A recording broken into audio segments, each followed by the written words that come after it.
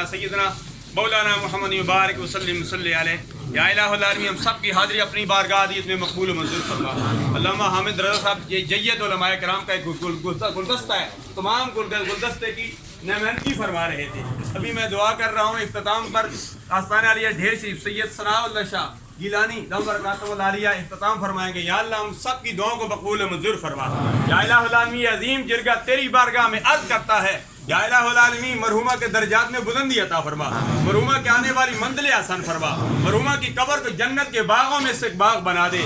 یا الہ العالمین اس ملک کو ملت کی حفاظت فرما. آبادی پاکستان, عوام پاکستان, نوجوانان پاکستان, ہم سب کی ماں بہن بچوں کی خیر فرما.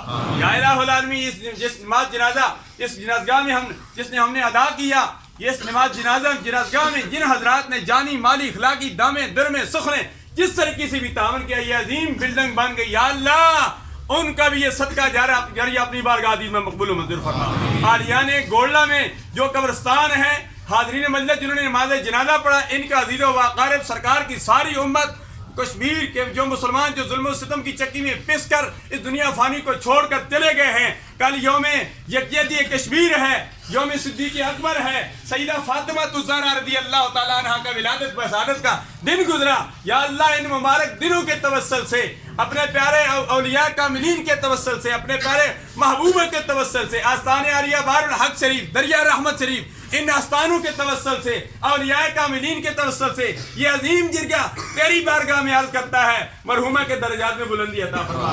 ملک عبدالباقی صاحب, عبدالرحیم صاحب, تمام فیملی کو یہ صدمہ برداشت کرنے کی توفیق عطا فرما. یا اللہ جو مانگا وہ بھی عطا فرما, جو نہیں مانگا وہ بن مانگے عطا فرما.